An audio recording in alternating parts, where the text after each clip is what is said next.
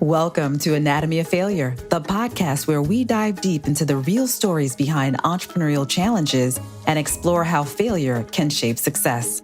I'm your host, Ivy Walker, and today I'm joined by Jeanette Jordan, an experienced executive coach and startup mentor.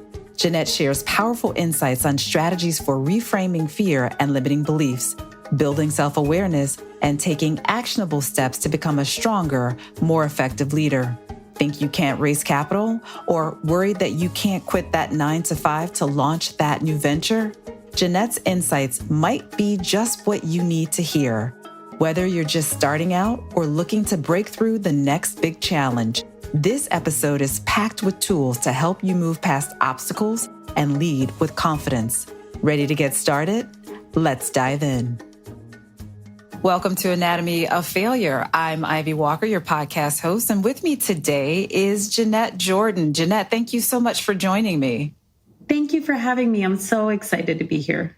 So we wanted to talk today about fear and your role as a coach in working with entrepreneurs who are dealing with that fear. But before we dive in, why don't you give our viewers and our listeners just a little bit of your background?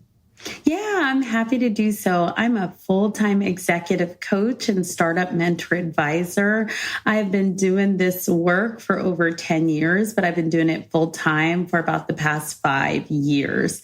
I come into coaching from being an operator in the tech industry myself. I'm a former CMO and COO, and I started my career, I did over a decade in tech at a lot of high-growth startups. So I know firsthand what it's like to be in a venture-backed, high-growth startup, which has a lot of pressure. And sometimes they also don't necessarily have the resources to have L&D or have training. Or sometimes you have people who got in early career and don't have a lot of management experience. So I feel like I learned a lot of hard lessons throughout my career. And I want to spend this phase of my career giving back. Well, that's fantastic because a lot of business owners, whether they be startup or they've been in business for a long time, can benefit from coaching expertise, and having a wide range of experiences, as you just listed, really would inform your insights as to how you would approach coaching people through various different challenges. I highly recommend that people seek out a coach, and we'll talk a little bit about that later. So to start with, in our first episode of this podcast, I had a conversation with a fellow entrepreneur and friend of mine, Khalid Patrice. We talked about the fear of failure and how it has shaped our entrepreneurial journey. In particular, the fear of failure showed up for me as one kind of walking away from a venture when it was still on its way up, but I knew that the business model wasn't sustainable and was kind of afraid of what that would look like if it failed on my watch, and wanted to bring in somebody that I thought would have a better chance of fixing it. That didn't turn out to be the case. I ended up having to wind down the company, come back and wind down the company myself after spending another 18 months trying to salvage it. But really, that fear of failure for me, not wanting to admit that what the market was telling me and not wanting to face that myself was how it showed up for me. And for Khalid, it showed up as not launching a product that she is eminently qualified to launch. And so we talked about what that looked like for the two of us. As a coach, how have you seen the fear of failure show up in some of the people that you've worked with? Yeah, absolutely. Those are great examples. I do think that the fear to start is one. It's one that I've grappled with personally. And I see a lot of people who have an idea, who sit in their careers for a while, who are afraid to leave the comfort of a corporate job to get started. So I definitely think that that's one flavor of a fear of failure. I think the other is actually knowing when to start to move and pivot the business, right? And I heard you do touch on that a little bit. But if something's not working, if you had this idea and you get so attached and married to this idea, but there's no momentum and no market signals and no traction, the ability to actually move off of that idea, the fear of failing or letting really go of this thing that you've gotten attached to can be another type of fear of failure. I would also say a big fear of failure is not having like the comfort and support of familiar people around you. Sometimes we get started with people in our network and people we know and people we went to school with, right? But they might not be the most qualified people or might not be the most qualified people at the stage of company that you're at, right? And so something I often say to the founders I coach is like, what do you have to give up to grow, right? Sometimes people who helped you get started are not the people for growth mode, who are not the people for maintenance mode, who are not the people for turnaround mode. So each season requires a different kind of level from you and from your team. And so knowing when to let go of the familiar and get people who have a specific skill set and expertise is another kind of failure. So those are really good examples. As we think about the way failure can show up in an enterprise, and especially at the different stages of the enterprise. It could be the failure to launch. It could be the failure to raise capital. It could be the failure of the enterprise overall. It could be a failure of a key hire, right? So there's so many different ways that things can go wrong. In your experience working with founders, what are some of the operating patterns or some of the behavior patterns that can come into play when the specter of failure starts to rear its head?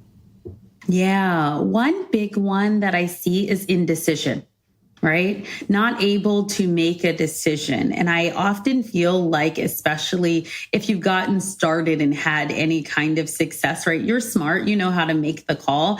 Indecision is really a sign you may know what to do, but something is like holding you back from actually moving in that direction. And it tends to be fear, lack of confidence, somewhere in that realm of what's holding you back. You know what you should do, but for whatever reason, you either feel afraid to move or you're being pulled in a different direction. Yeah. Another thing that I've seen in my own experience is when that failure, the specter of failure starts to make its appearance, leaders can become more blaming of subordinates, right? Looking for something other than what might actually be the cause, or people aren't working hard enough, or whatever it might be. Have you seen that in your experience where the blame game starts to ramp up as things start to go sideways? Absolutely. I think the blame game can be a really big problem. I think anytime a leader is unwilling to be self-reflective and start to think about what they are contributing to this situation and dynamic first, I think can be a red flag. You are the leader, so ultimately the buck stops with you is number one. Number two, you set the tone and the dynamic within your organization. So I think you also need to be responsible for that. And then the third thing is, I don't think you can expect you from other people, right? You founded this. This is your baby. You're going to get the most return. So expecting people to show up and work like you is just something that I think is absolutely unrealistic. I think that they can work hard, but nobody's going to be you. So again, in your work with founders, as you think about the root causes of a fear of failure. So I spent some time doing a lot of psychological work, I'll say, on my what led to being afraid to fail. Failure in and of itself is not a bad thing, right? It's just a step on the path. We live in a culture, though, that really hides failure and celebrates success, right? Failure tends to be a footnote in a larger story.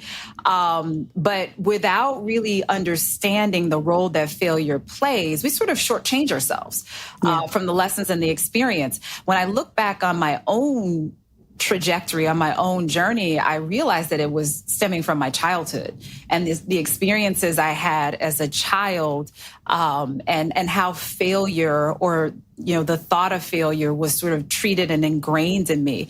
What have you seen in the founders that you've worked with? Absolutely. I was going right to the childhood too. I think fear is learned behavior, right? And I think about that. If you watch kids, right, they're in their own world. They're willing to walk in the street, without looking around. There is a funny TikTok video going around of a little girl who's like, I want to pet the dog, but it's a black bear, right? So fear is actually a learned behavior. You had to learn it was a hot stove. You had to learn to look both ways before you cross the street. And depending on who your caregivers were, right, their level of fear, their level of anxiety sometimes gets passed to us. So I think childhood is a big one. But also, if you were special enough to not be weighed down with a fear of failure in your childhood, you might grow up and then have an experience, right, that catches you off guard. You're in a workplace, you always expected it to go right, to go well, and then it didn't. And that knocks you off your center. And now you have a big fear of not feeling that kind of pain again. Yeah, that's a really good point. So the lessons from fear are important, but how we integrate those lessons, I think, is just as important, right? So learning that the stove is hot, so if you're going to touch the stove, you protect your hand, as opposed to never ever touch a stove, period, right? Exactly. So exactly. We kind of take it a little bit to the extreme. Tell us about your journey as an entrepreneur and how fear of failure may have shown up for you. Oh my gosh, I am such a reluctant entrepreneur. I started working in my business full time. And when I did that, I found a voice note to myself from 10 years earlier about why I should start my coaching business and how much I enjoyed helping people push past, really hard moments in their career. And then I put it away and I ignored it because I was afraid. I think that there is a fear of failure, but I also think for me, it was the ego. Like it was the fear of judgment and letting go of what people think. I worked at corporate companies. I had some good brand names. I had some good titles. Letting that all go. I never grew up hearing anybody being like, I want to be a coach. Right? You want to be the C-suite title. You want to be the star player, right? I think a coach is an important role, but for me, the fear of judgment, expectation, could I make as much money as I was doing? Could I support myself? Would I be respected? Had me wait 10 years to start. And what actually came of it is I feel like I started getting to a point of failure / burnout in other things. I was over here being like, oh, I need to climb the corporate ladder and be in my C-suite jobs. And I kept burning out because I don't think it was truly my passion. And I don't think it's truly what I was meant to be doing. So when I needed that extra push and extra energy to do it, especially working at startups, that was depleting for me. Yeah. Versus in my business, what I'm doing is not only my passion, I truly believe it's my calling. And it is replenishing for me. I can work a ton of hours. I can be in back-to-back meetings and I feel charged up and I feel ready to go. That's not to say I'm not like a toxic work person. Breaks are important, but I can see the difference of like when I am in my zone of genius, I have way more energy to do the work and to do the things. When I'm operating outside of that, it takes a whole different energetic output that I could not sustain. And the higher you go, the more is required of you. And so through burning out multiple times and feeling like I was failing at what I thought I should be doing caused me to look at the very obvious door. And it was through coaching. I had an executive coach just like, you keep trying this corporate, you keep going back and keep getting the same results. When are you going to look at that? Coaching is staring you in the face and maybe you should just try it. And so it was really helpful to actually have, for me, coaching in an outside perspective to encourage me move me in that direction. And one of my biggest fears was around finances and money. And I had a coach who was just so gracious to actually share her price list, right? Tell me how she was doing it as a single mom in the Bay Area and how she could make it. And so that she knew I could make it too. She would review my proposals in early days and tell me, am I pricing too high? Am I pricing too low? So really for me, pushing past it was like having an objective perspective to actually call out what it was, which was fear, right? And then having a supportive community to help me move through it. So that's really interesting and powerful, because one of the things that I've said when I was talking to one of my investors, and he commented that he didn't think I had a fear of failure.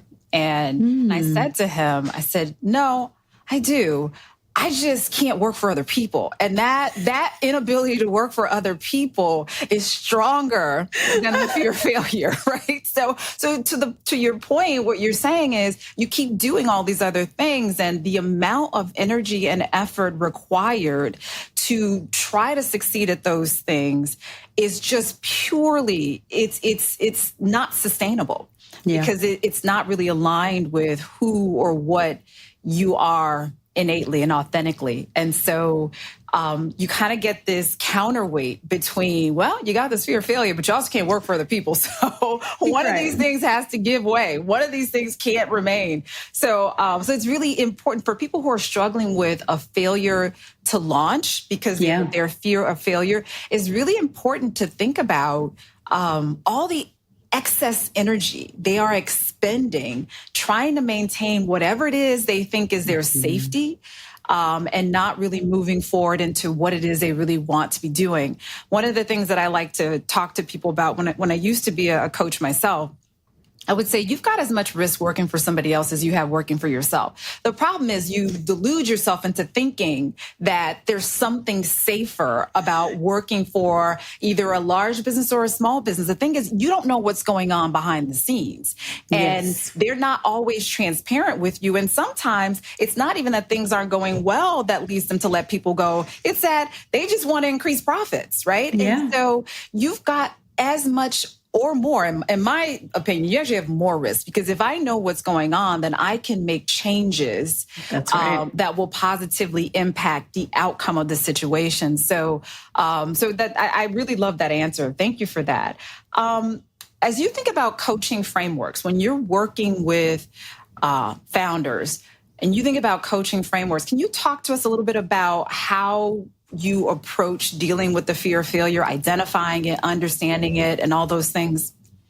Yeah. So, one of the things that I do is, one, it's really important to start asking open and honest questions, right? So as someone is, presenting an issue or a challenge to me, I am listening and I'm kind of probing for, okay, well, what is the root cause of this feeling or the challenge, right? When did it start is another big one that I ask. So it's like, hey, did this challenge, did this issue, did this, if we don't know its fear yet, start in this particular role, or did it start before this, right? Because that can also give you a hint to what's going on. I often use a reframing exercise when we get to a fear, a limiting belief, things of that sort, which is having people actually name or write down the statement. So the fear, right? I'm afraid that I actually cannot fundraise. Right. And so I take them through an exercise of what else could be true. Right. And then we start listing, usually in more quantity, what else could be true. Maybe you can raise, maybe you have before. Right. And so we start actually looking for experience and facts that might give alternative narratives. Right. So that they have something to hold on to. Right. Because you made a really good point about fear. Right. You became an entrepreneur, and it's not because you didn't have fear. You did it anyway. story. And I really appreciate, even in my story, when I was working with a coach, it's like, it's not that you're not going to have fear. But she used to always tell me fear doesn't need to be in the driver's seat, right? It doesn't need to be making decisions. You could put fear in the passenger seat. You could put fear in the back seat. You could put it in the trunk, right? You can move through the fear, right? So one of the things that I really try to do with the reframing exercise is give people counter narratives. And usually it takes, anywhere from 5 to 7 positive statements to counteract a negative one. So the practice is when you hear yourself telling that story, that you actually start practice immediately jumping in to a counter narrative. Right? I don't think I can raise that money, but actually I have raised money before. I saw a peer raise money. I'm seeing my industry starting to trend, right? So that it's not that you're trying to stop it from coming up, but that you have a way to start to counteract and move through it anyway. So now you're really touching on the power of the personal narrative or the personal storytelling. We're always telling ourselves stories. Yes. Whenever anything happens, we're always telling ourselves a story. This happened because that person did this, or because this person feels that way, or because the universe doesn't like me. Whatever that personal narrative is, we are interpreting what happens and we're wrapping a story around it. And that story is everything. Right. Yes. And so how can we incorporate this as a habit, as a learned skill, as a daily practice, reframing the stories that we're telling ourselves? How can we even identify when we're telling ourselves a story that may not be true? Yeah, that's a really good question. So I'll take one piece, which is like, how can we retell ourselves a different story? I think one real common way is you hear people say affirmations, right? Like an affirmation is a way, it is a method of retraining ourselves to tell ourselves a different story, right? To intentionally tell ourselves a different story, right? I think the other piece of your question is kind of identifying the story. And I remember kind of going through my coach training, and one of the most powerful questions I got was, I was thinking about, I was in a job that was a good job. I was making money. I was good at it. And I was going through this coach training just as a hobby, just in case, right? And I went through this powerful coaching session, and to my surprise, I blurted out, I hate my job. And it almost startled me because I didn't necessarily let myself believe that. And as the coach went down, I was like, well, I can't do it for this, and I can't do it for that, and I can't do it. And they asked me, whose story is that? Oh, that's a really good question. And it just stopped me in my tracks. Like, is that actually your story? Or is that a story that you have been told? Because again, parents were nervous because, your next door neighbor failed a business, right? You need to really evaluate, is it your story? Or is this a story that you have learned, that you've inherited, that you have taken on where it's not actually really yours? And that to me is so powerful. And I've started to adopt that practice, which is like identifying not only the story that you're telling yourself, but whose story is it? And is that story in service of you and your goals? Yeah, that's great. I love that. So when I confronted my own fear of failure, one of the things that I had to realize is that the story I was telling myself is that to fail means you're not smart. To fail means you're not good enough. To fail means that you weren't the person to do the thing, and that's bad on you, right? Yeah. And I went through this exercise where I said, okay, what if that's true?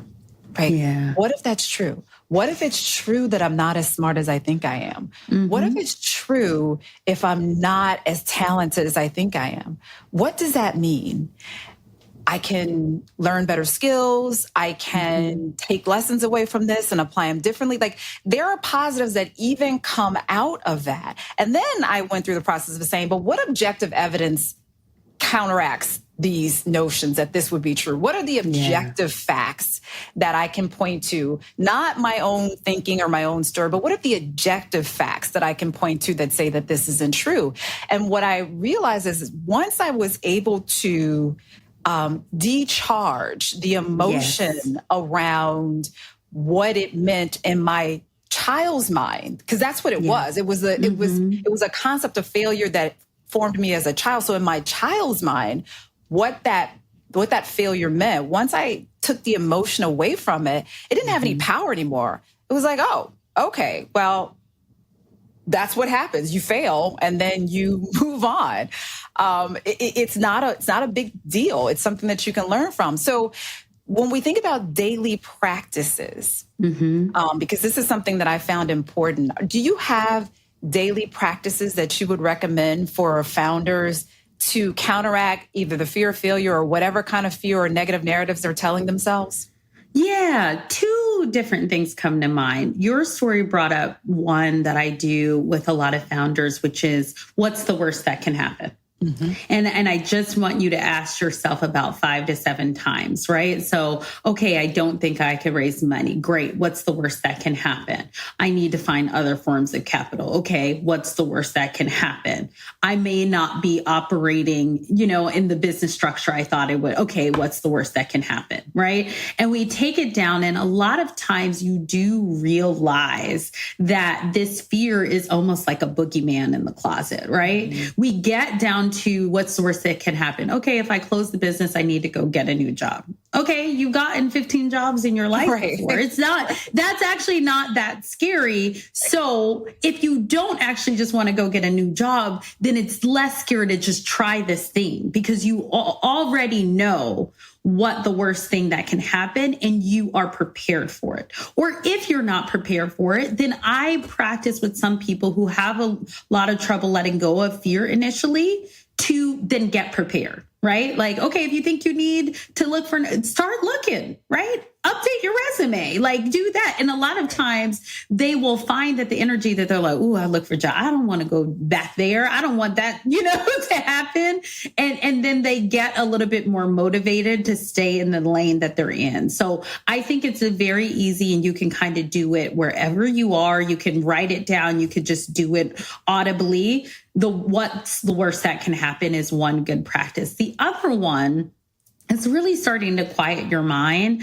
I was just reflecting on my year. I like to do a year in review type of thing for my business. And one of the workshops that was really popular this year that wasn't popular in previous years was kind of mental fitness. I took a lot of people through this exercise, entrepreneurs and specifically called PQ reps or positive intelligence, right? And there are these different methods. It's like moving meditation where you start to try to quiet your mind and quiet the chatter. And you can do it in short bursts, like 2 minutes, right?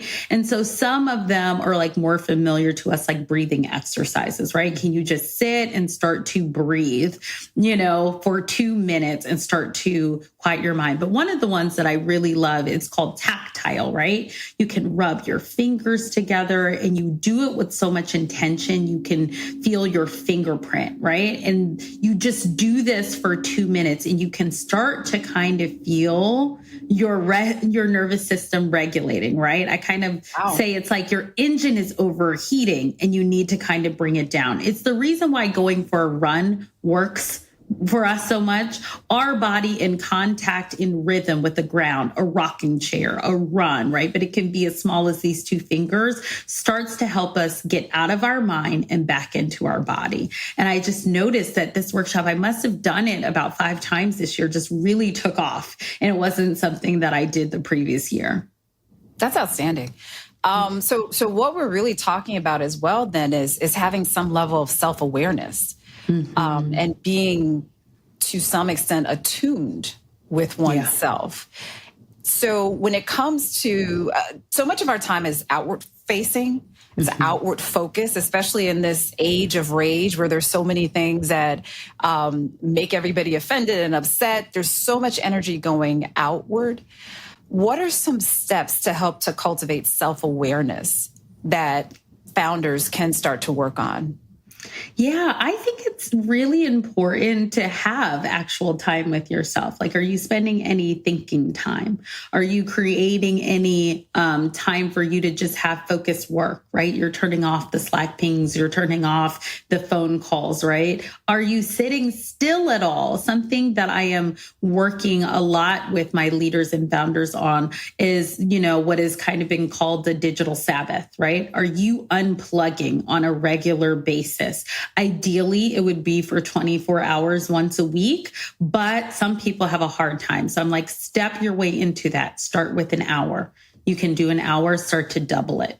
And in that time, I also recommend it would be nice if you could get outside, get outdoors. There's a lot of research about how being in nature and being surrounded by greenery is really actually calming and regulating for you. So I want you to disconnect from all of the dings and the pings, because that's one thing that keeps us jumpy. Right. And so you have to kind of actually practice sitting still, practice being bored. A book I read this year that I was fascinated by was Deep Work. And it came up in one of my founders groups, right? Like, to do hard things and to push through, we actually kind of have to practice not having this immediate response and immediate results. That's good. Now let's talk about, you're in the throes of failure, right? The business is not going well. It's not happening. You've got all of these things to figure out. When you're in the throes of failure, what are some things that you would, if you were coaching someone whose business is going down, how would you advise them to start to handle and process that? Yeah. I actually coached somebody through winding down their business this year. And it's not even because it was a failure. It's because they're meant to be doing something else. But I think it's really important to recognize that grief is present. And so some of the things that we went through is recognizing the stages of grief. Right? There's denial. There is depression, right? You will start to rebound, but I think it's really important in the same way that somebody wouldn't just be like, move on, get over it. If you had a death in your life, you are processing grief. And for us in this country, work, losing jobs, when something's not going right in your career, it's one of the top 10 most grief-stricken things that we would experience. So I call on people to recognize that it is grief and deal with it appropriately. You might really need to slow down your pace. You are going to have to take things one step at a time till you start to feel better and the energy comes back. So we start to figure out what is the most important thing that you need to do and focus on the urgent and important matrix, and start to not worry about everything else. And we're going to move through things in one step at a time, just like you would if you were experiencing a major death in your life. That's good. And then, so conversely, for that person who is watching or listening to this and they have not been able to start, they've not been able to launch that product or start that company that they've been working on for a long time, sort of in the background, what advice would you give them to get this kicked off in 2025? Yeah. So I would say, how do you test? Right? How can you just have a nibble? If it is like more of a product business, can you do a little pop-up and just see if people come and buy, right? Like, test the waters to see if it's something that you might want to do. If it's more of a service-based business, right? Can you have a trial? Can you have an offer? Can you just do one webinar? I think it's the same thing. It's one little step. But I think for the fear to get started, I want to kind of add a layer, right? I would love for you to take one step and just get started and get some feedback, right? Because if that feedback is positive, it is really going to be the wind beneath your wings. It's going to help fuel you. You're going to love that feeling. You're going to be with your customers. You're going to remember why this is your calling and your purpose, and you're going to want that feeling again, right? But once you do that, I would encourage you to set like a milestone, right? If the business starts to hit $5,000 a month, then I'm going to put more time and resources in. If it hits, $100,000 a year, right? That's what I did. So for my business to get started, I had an exit with a company, thankfully. So I started with a little bit of seed money. So I didn't have a bunch of pressure to be able to live off of my business immediately. So set some realistic goals. But then once I said, listen, I was in corporate and I scaled businesses for a living. I did it over a decade. I'm really good at this. So if I can make $100,000 in this business in 1 year, I have a real business. I was able to do that in the first 6 months. Right. And so I think it's really important once you set a milestone for people who have a fear of launching, don't you move that milestone. OK, then that's a real, don't say no, 150. No, 200. Set that milestone and stick to it and look at what's working and really start to double down on that effort. So you mentioned, sort of tied to that, but you mentioned a little bit earlier about the fear of judgment, Yes. Of what other people will think. How other people might reject what it is that you're putting out there. Mm-hmm. What are some ways or techniques that founders or intended founders can overcome that fear of people judging their product harshly or judging their service harshly? And maybe that's the reason they haven't been able to launch. Yeah. Consider the audience. And I think this is in business and life. Is that your ICP? Is that your, customer profile that you are really targeting, right? If that is, and that's feedback that you should probably pay attention to, right? Does the market not want this? Is it not at the right price, right? But if it's not your ICP, then it's the noise. It's not the signal, right? You have to think about who you are building for, and you need to be maniacally focused on that. And it is really okay not to be for everybody. And I think it's even important, and it could be a trap to try to build for everybody. In business, we often talk about like a land and expand. Who is that customer target that you want to build for and satisfy? And once you feel like you are at a repeatable process with that audience, then you can think about kind of the next audience. So I want you to be maniacally focused on your audience. And if it's not your people, then consider the source. It might not be relevant information to you at the time. And if it is your people, if that is your ideal customer profile or ICP, and they're not going for what you're putting out there, then that's important feedback, right? That's very important. Either you don't have the right product for the market, or there's just no market for your product. Maybe it tweaks, maybe it's not at all. And I think we look at that as, because that's a form of failure, that then becomes sort of a trigger. So I'd rather run this hamster wheel and tweak, never release, because I don't have to worry about somebody telling me that I've spent my time in a way that isn't profitable. I just wasted a whole bunch of time. But isn't that just a step on the road? If not this thing, maybe something else.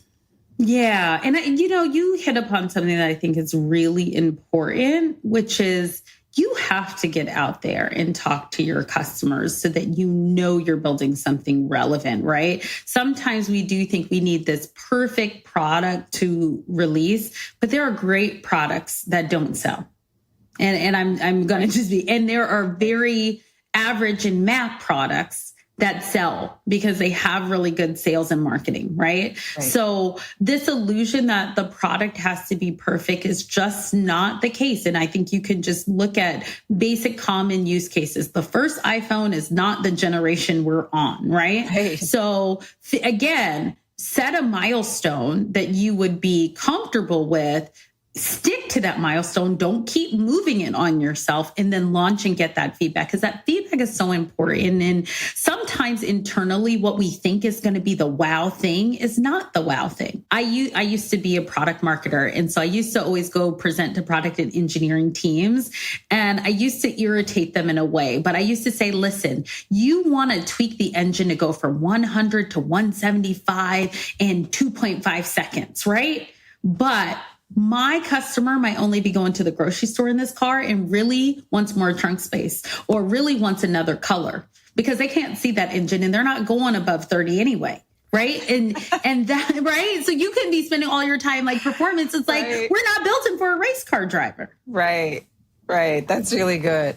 So you talked a couple of times about setting that goal and not moving that milestone, which brings to my mind accountability and the role of having accountability partners, whether that is a coach, a mentor, or a peer entrepreneur. Can you talk a little bit about the role of having accountability partners and the different value, different types of accountability partners can bring?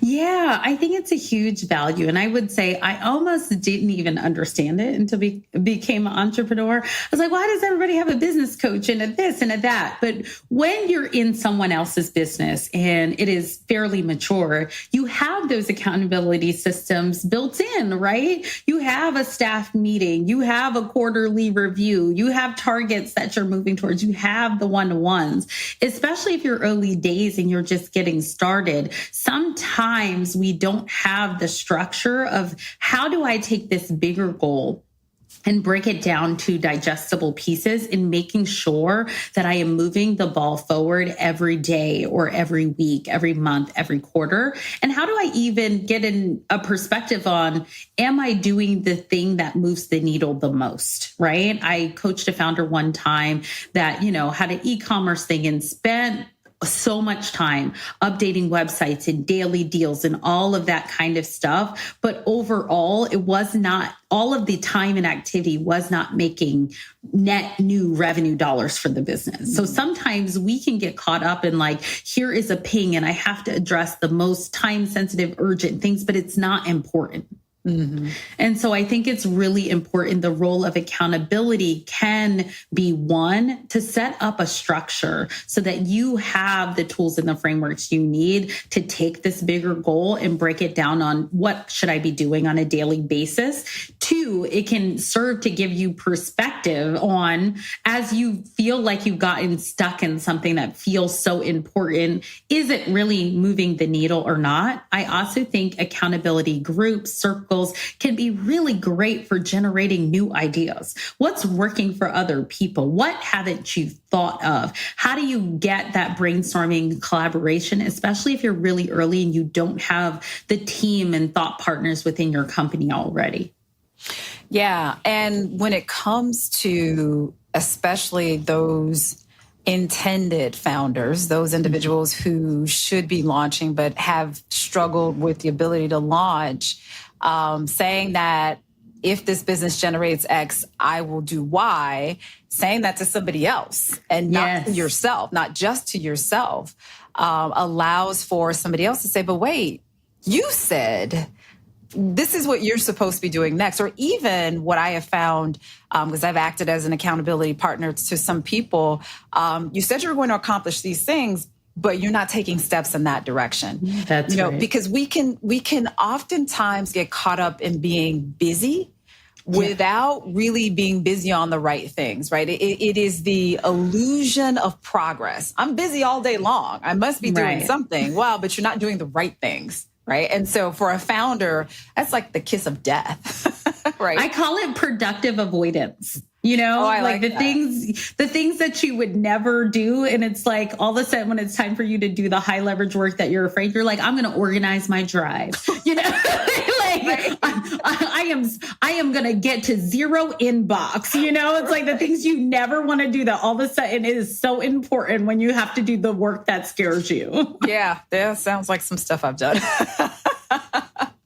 So when somebody's dealing with a fear, can you think of maybe one or two things that they can do to help a quick mindset shift in that process? Yeah, I think a quick mindset shift would be starting to identify, like, what am I afraid of? This thing in front of me, or does this feel familiar from something else, right? And again, I think that this is business, life, relationships. Like, are you judging the situation you're in, or is this reminding you of something that was painful? So I think that that's one thing, like, what is it? Is it this or is it something else?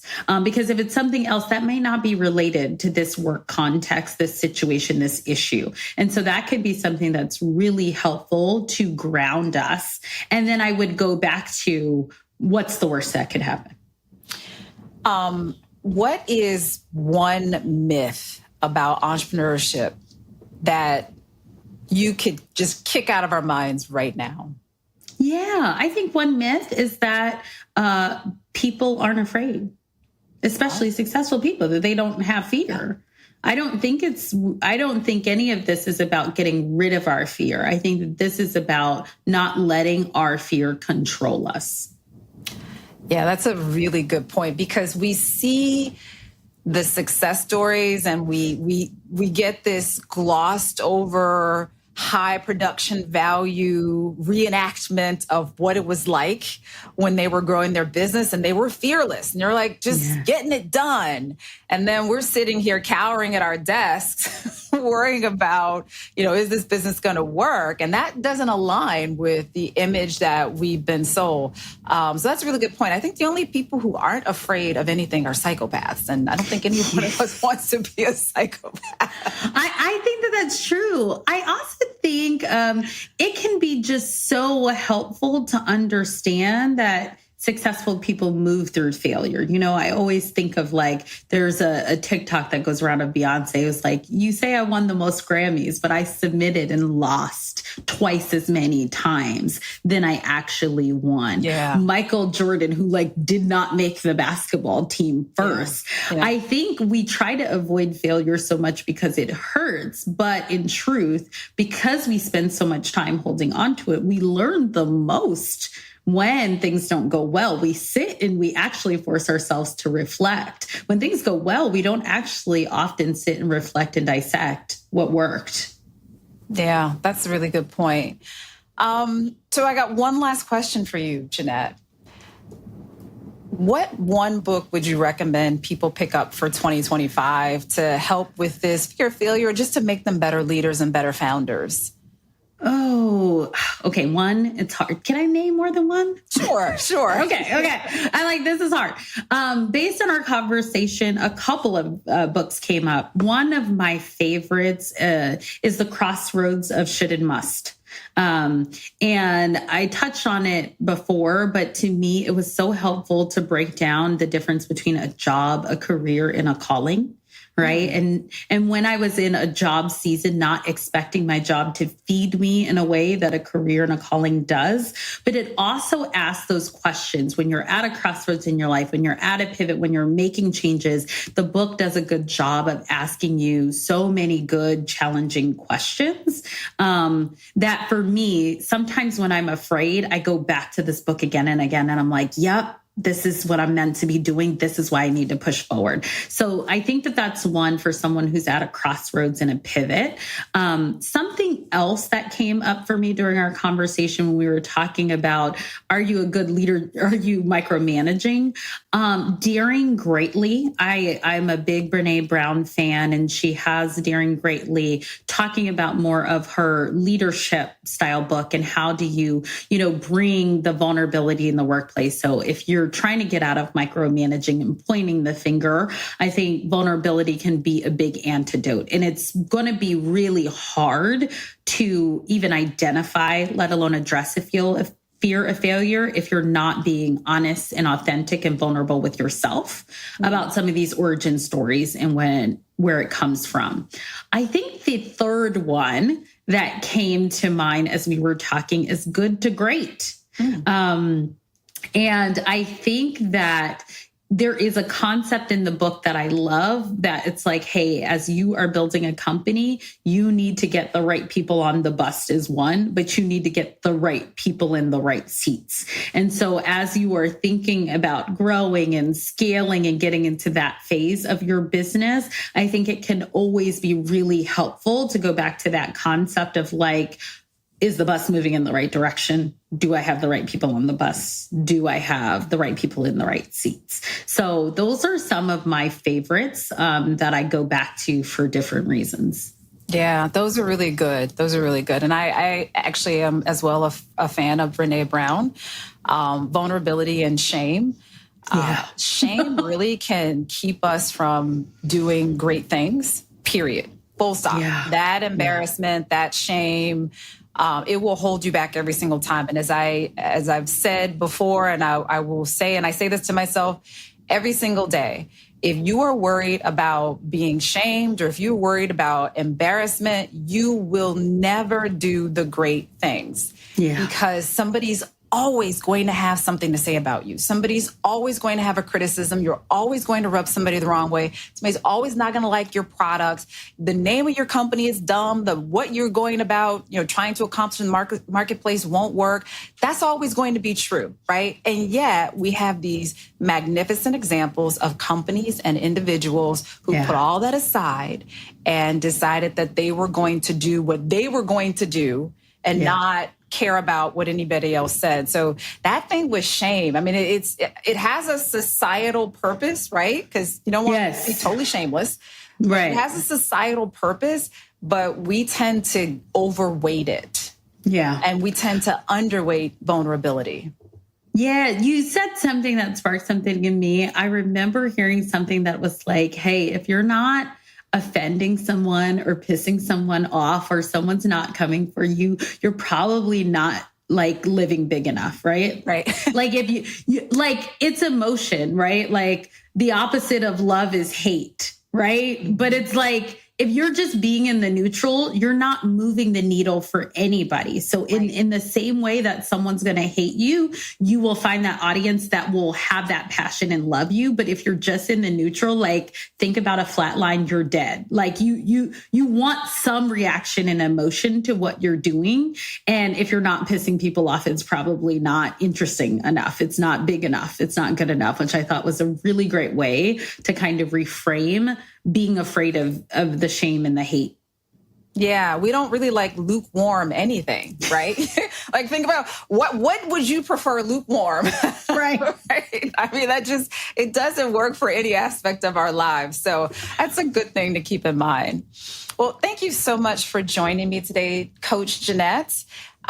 For those of you who are listening or watching, you can find more information about Coach Jeanette on the episode webpage, how to contact her, how to hire her. If you take nothing else away from this conversation today, think about the fact that you could probably benefit from a coach. You could probably benefit from an accountability partner. And in some way, shape, or form, the fear of failure is probably impacting how you are living your business and your best life. So thanks for listening and watching. Thank you so much for having me. Thank you for tuning into this episode of Anatomy of Failure. Today, we delved into the profound impact the fear of failure can have on how entrepreneurs lead and manage their teams. If today's conversation resonated with you, consider reaching out to Jeanette Jordan for coaching. You'll find her contact details and resources on this episode's webpage. And remember, failure is not the end. It's a stepping stone to growth. If you enjoyed this episode, please subscribe, leave a review, and share it with someone who could benefit from these insights. Remember, subscribers get a ton of benefits, like access to comprehensive show notes, tools discussed in each episode, free webinars, and so much more. Check out my website, anatomyoffailurepodcast.com, to learn more. In our next episode, we'll be discussing what can happen to a business when co-founders aren't aligned. Until next time, I'm Ivy Walker, reminding you leadership starts with self-awareness. Thanks for listening, and I'll catch you next time.